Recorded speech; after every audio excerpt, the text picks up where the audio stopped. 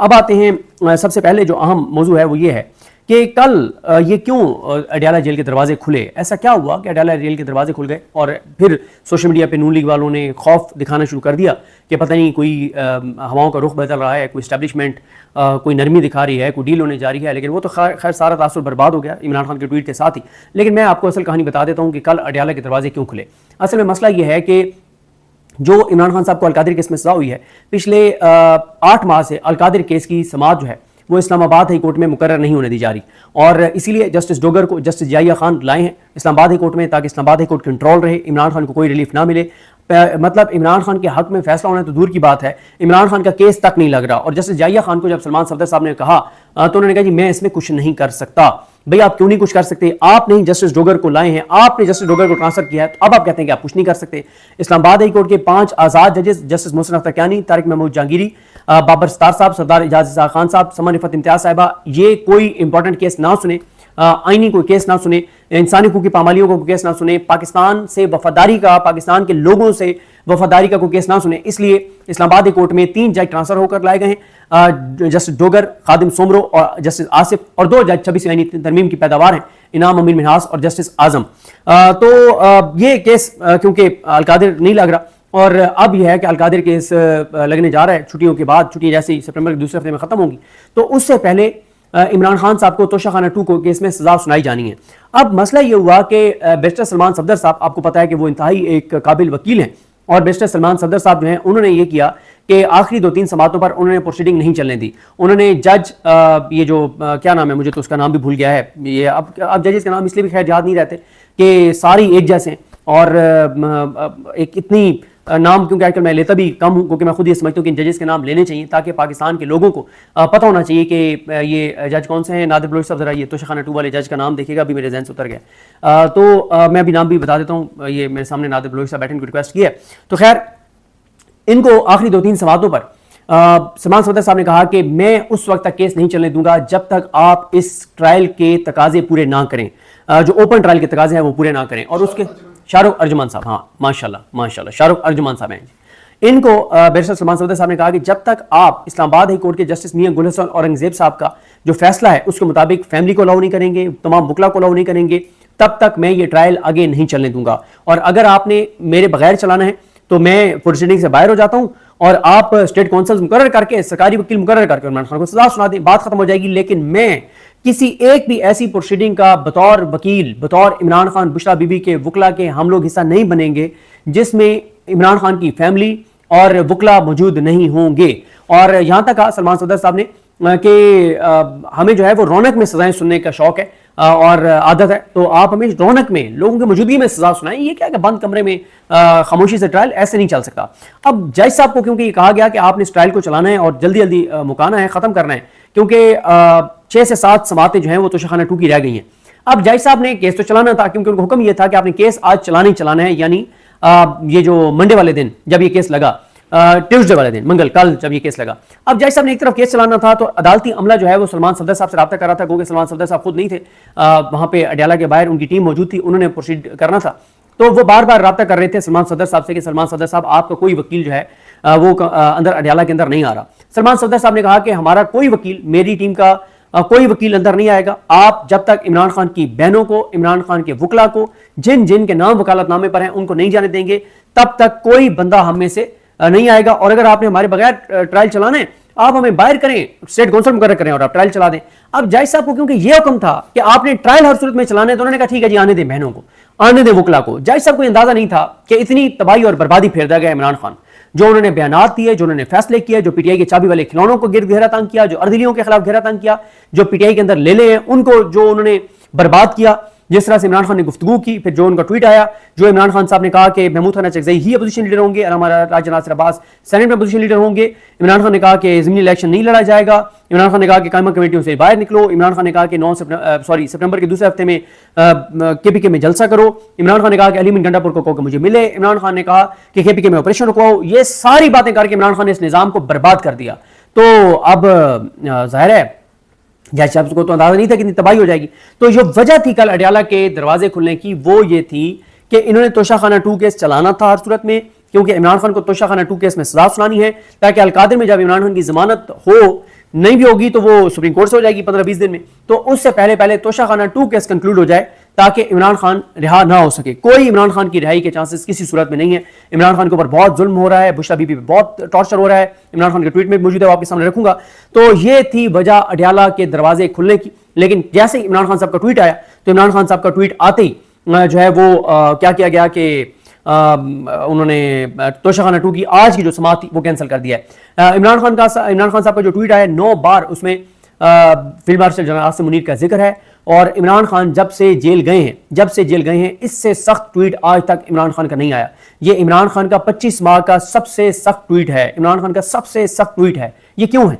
मैंने इस पे काफ़ी इंफॉर्मेशन कलेक्ट की है कि क्या ऐसा है। मेरी इतला यही है कि इमरान खान साहब को बहुत टॉर्चर किया जा रहा है, बुशरा बीबी साहिबा को बहुत टॉर्चर किया जा रहा है और उनको आइसोलेट किया हुआ है और उनको बहुत ज़्यादा अजियत दी जा रही है, बहुत तकलीफ दी जा रही है, उनको तोड़ने की कोशिश की जा रही है। तो कल इमरान खान ने ये बयान देकर, ये ट्वीट करवाकर और ये बता दिया है कि ना तो मैं खौफजदा हूँ, जितना जुल्म आप बढ़ाते जाएंगे इधर से मैं इस लड़ाई की शिद्दत बढ़ाता चला जाऊँगा। इमरान खान ने इस लड़ाई को अगले गेयर में ले गए हैं और बहुत सख्त पोजीशन में ले गए हैं क्योंकि अब ये चांसेस हैं कि इमरान खान साहब ने कल जब ये बयान दिया है और ये ट्वीट आए हैं, आज यकीनन इमरान खान साहब के ऊपर बहुत ज़्यादा सख्तियाँ हो रही होंगी।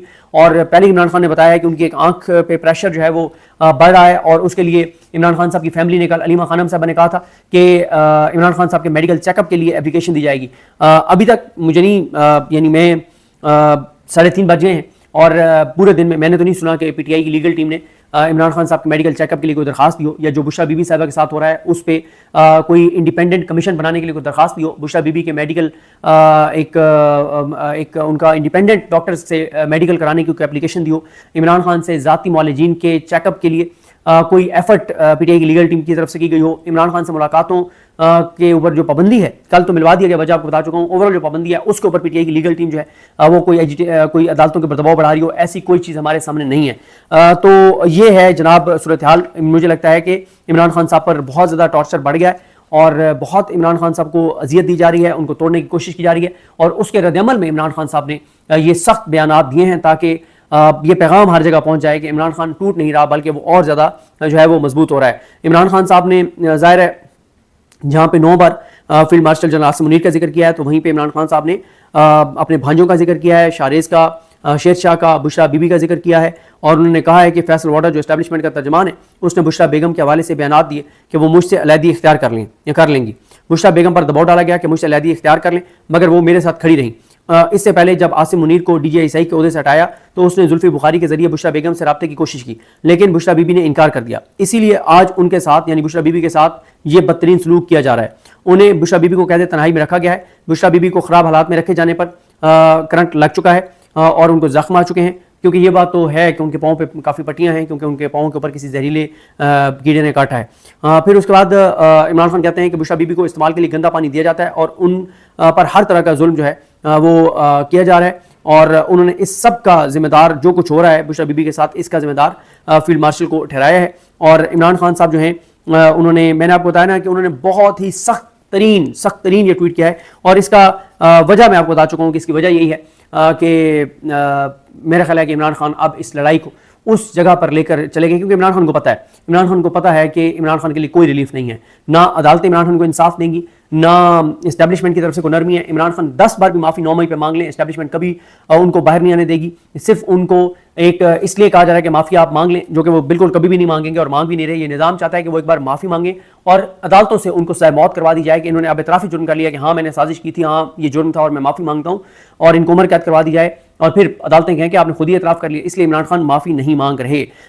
इस तरह के केसेस में सलमान सदर साहब बता चुके हैं कि माफ़ी का मतलब होता है इतराफ़ जुर्म। इमरान खान साहब ने अली अमीन गंडापुर साहब के हवाले से कहा है कि वो सुप्रीम कोर्ट जाकर उनको मुझसे मुलाकात की इजाज़त मांगनी चाहिए। अच्छा, आज अली अमीन गंडापुर साहब की जानिब से एक दरखास्त गई है जिस पर एतराज़ात लगे हैं। वो देखना होगा कि आया वो सुप्रीम कोर्ट डायरेक्ट जा भी सकते थे या नहीं जा सकते थे। पहले उनको हाई कोर्ट जाना चाहिए था, अगर हाई कोर्ट नहीं कर रही फिर सुप्रीम कोर्ट जाना चाहिए था, ये खैर देखना पड़ेगा। मैंने उनकी एप्लीकेशन नहीं देखी। इमरान खान ने कहा कि अली अमीन गंडापुर को सुप्रीम कोर्ट जाकर मुझसे मुलाकात की इजाज़त मांगनी चाहिए। इससे पहले बजट पर भी मुझसे मुशावरत मुलाकात नहीं की गई। अली अमीन को आकर मुझे सूबे की गवर्नेंस, अमन व अमान और दीगर आम अमूर पर ब्रीफिंग देनी है, जिसके लिए सुप्रीम कोर्ट समेत हर फोरम पर भरपूर कोशिश करनी चाहिए। मैं ये समझता हूँ कि अली अमीन गंडापुर साहब आज चाहें तो इमरान खान साहब से उनकी आज की आज मुलाकात हो सकती है, अगर वो मुलाकात करना चाहें। اور وہ آج چلے جائیں اڈیالہ کے باہر اپنی کابینہ کو لے کے چلے جائیں. یہ ہو نہیں سکتا سوائے ان 2-3 وزراء کے جو ریلیف کے کام کو دیکھ رہے ہیں کے پی کے میں, ان کو چھوڑ کے باقی کابینوں کو لے کے یہاں پہ آ کے بیٹھ جائیں اڈیالہ کے باہر. تصور ہی نہیں ہے کہ ان کو گرفتار کیا جائے یا ان کی کابینہ کو گرفتار کیا جائے. کے پی کے کے وزیر اعلیٰ اور وزراء یہ نظام افورڈ نہیں کر سکتا گرفتار کرنا, اور ان کی آج ہی ملاقات ہو جائے گی اگر وہ آج بھی اڈیالہ کے باہر جائیں تو. میری یہ رائے. عمران خان کہتے ہیں کہ میں دوبارہ تاکید کرتا ہوں کہ کے پی کے حکومت وفاق کی جانب سے اپنے شہریوں پر ہونے والے ملٹری آپریشن اور ڈرون حملوں کے خلاف بھرپور سٹینڈ لے. کے پی کے اور قبائلی علاقوں میں ہمارے دور میں امن آ چکا تھا اور ہمارے دور میں کوئی ڈرون حملہ نہیں ہوا. اب وہاں حالات جان بوجھ کر خراب کیے جا رہے ہیں تاکہ واحد عوامی مینڈیٹ والی پارٹی کو کمزور کیا جا سکے.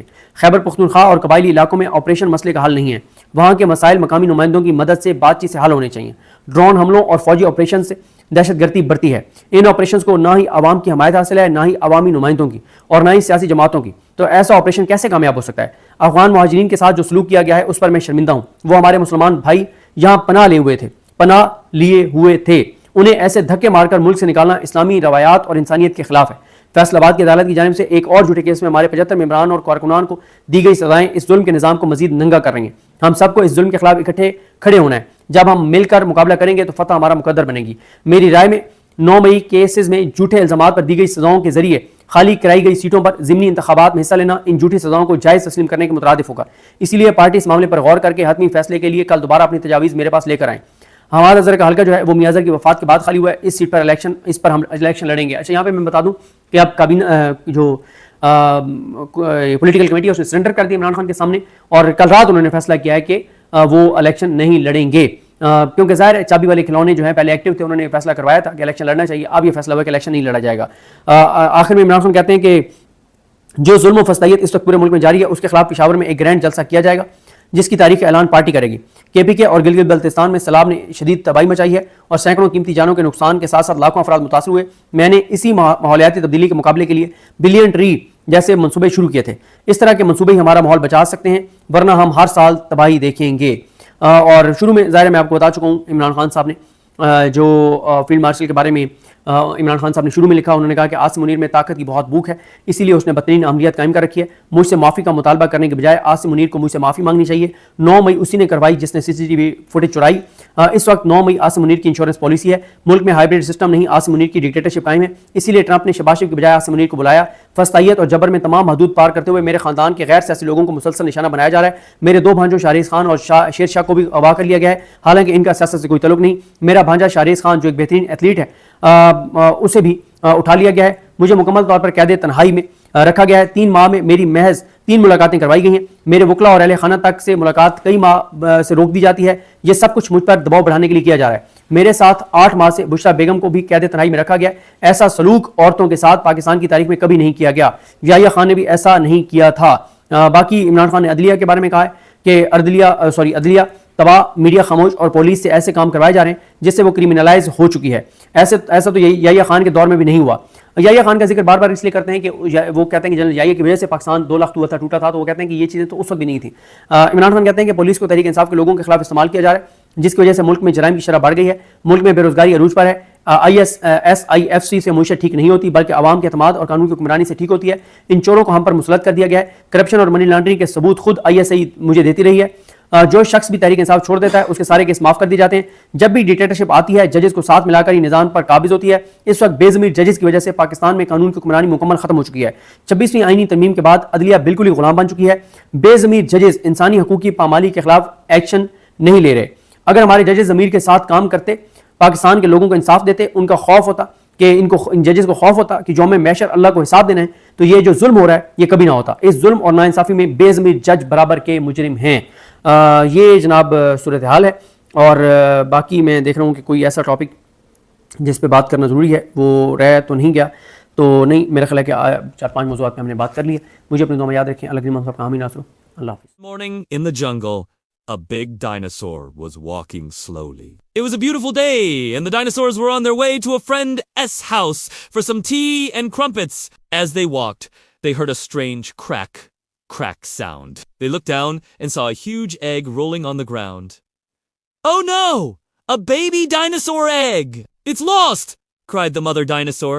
The egg rolled down a slope, and the dinosaur ran after it. It bounced over rocks, splashed through a puddle, and almost fell into a river. The dinosaur stretched his tail just in time and saved it. Phew, that was close. He sighed. But suddenly, a group of monkeys appeared. They grabbed the egg and started tossing it around like a ball, laughing loudly. The dinosaur panicked. Stop! That's not a toy! He tried to catch it, but the monkeys threw it higher and higher. Just then, the dinosaur had an idea. He opened his big mouth and plop. The egg landed safely inside. He gently placed it in a soft nest made of leaves and grass. Moments later, the egg cracked open and a tiny baby dinosaur peeked out. Squeak! Mama! He cried. The mother dinosaur smiled proudly. Don't worry, little one. You're safe now. The baby dinosaur snuggled close to his mother and felt so loved. Then he looked up at the monkeys and shouted, Thank you for playing with me. That was fun. The monkeys waved goodbye and the dinosaur family walked into the sunset. The jungle was filled with happy sounds as the little dinosaur played peekaboo with his mother. They were so happy to be together. And that's the end of our story. If you liked it, please hit the like button and subscribe for more. Thank you for watching and see you next time.